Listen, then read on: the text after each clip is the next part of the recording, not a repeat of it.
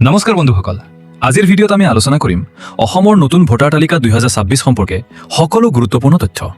ফটোসহ কিদৰে ভোটাৰ তালিকা চাব, নিজৰ নাম আছে নে নাই কেনেকৈ চেক কৰিব, আৰু যাৰ যাৰ ভোট কৰ্তন হৈছে কি কৰিব, কেনেকৈ ষ্টেপ বাই ষ্টেপ ডাউনলোড কৰিব, সেই সকলো কথা আজিৰ ভিডিঅ'ত স্পষ্টকৈ জনাম। অসমত 2026ৰ বিধানসভা নিৰ্বাচনৰ বাবে ভোটাৰ তালিকাৰ বিশেষ পুনৰীক্ষণ স্পেচিয়েল ৰিভিজন প্ৰক্ৰিয়া চলি গৈছে। এই প্ৰক্ৰিয়াত BLO দ্বাৰা ঘৰে ঘৰে গৈ ভেৰিফিকেশ্যন কৰা হৈছে আৰু ভোটাৰ তালিকাৰ সংশোধনীৰ কাম সম্পন্ন কৰা হৈছে। গুৰুত্বপূৰ্ণ তথ্য, অহা 10 ফেব্ৰুৱাৰী 2026 তাৰিখে অসমত চূড়ান্ত ভোটাৰ তালিকা ফাইনাল ভোটাৰ লিষ্ট প্ৰকাশ কৰা হৈছে।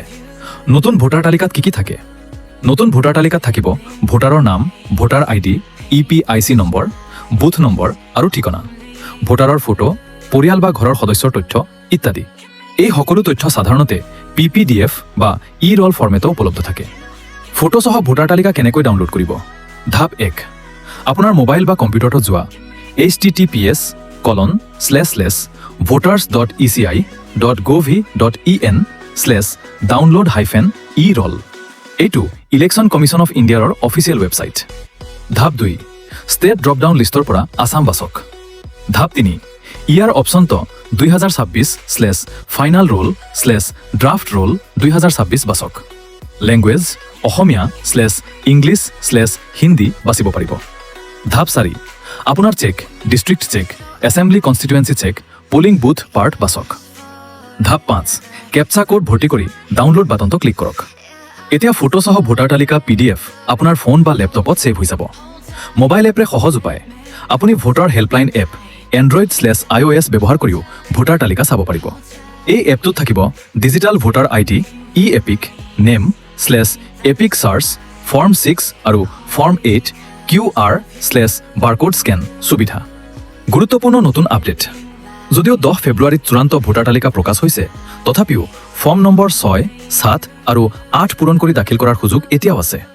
যদি আপোনাৰ অঞ্চলত কোনো বৈধ নাগৰিকৰ নাম চূড়ান্ত তালিকাৰ পৰা বাদ পৰে, তেন্তে লগে লগে ফৰ্ম 6 নতুন নাম অন্তৰ্ভুক্তি অথবা ফৰ্ম 8 নাম, ঠিকনা, ফটো সংশোধনী পূৰণ কৰিব পাৰিব।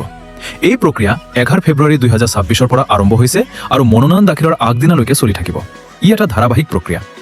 অতি গুৰুত্বপূৰ্ণ কথা, 11 ফেব্ৰুৱাৰীৰ পাছত প্ৰথম 5 দিনৰ ভিতৰত যদি ফৰ্ম 6 বা ফৰ্ম 8 দাখিল কৰি বৈধ ভোটাৰ হিচাপে প্ৰতিষ্ঠা কৰিব পাৰিলে, তেন্তে সেই ভোটাৰৰ নাম চলিত বছৰৰ নতুন ভোটাৰ তালিকাত চূড়ান্ত তালিকাৰ সৈতে অতিৰিক্ত বা সংযোজিত তালিকা হিচাপে অন্তৰ্ভুক্ত হ'ব আৰু আগন্তুক নিৰ্বাচনত ভোটাধিকাৰ সাব্যস্ত কৰিব পাৰিব।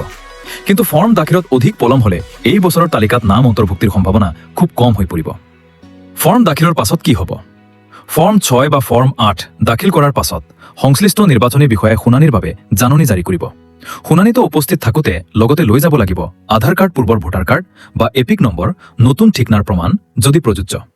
সেয়ে 10 ফেব্ৰুৱাৰীত চূড়ান্ত তালিকা প্ৰকাশৰ পাছতে যিসকল নাগৰিকৰ নাম বাদ পৰিছে, তেওঁলোকক সজাগ কৰা আৰু সম্ভৱ পৰিমাণে সহায় কৰা আমাৰ সকলোৰে দায়িত্ব। শেষ কথা, যদি এই ভিডিঅ'টো আপোনালোকৰ বাবে হেল্পফুল লাগিল, লাইক আৰু শ্বেয়াৰ কৰিবা, কমেণ্ট কৰি কোৱা আপোনাৰ নাম আছেনে নাই। চেনেলটো ছাবস্ক্ৰাইব কৰক নতুন আপডেটছৰ বাবে। ধন্যবাদ। আপোনাৰ ভোটাৰ ID নিশ্চিত কৰক। ভোটাধিকাৰ আপোনাৰ শক্তি।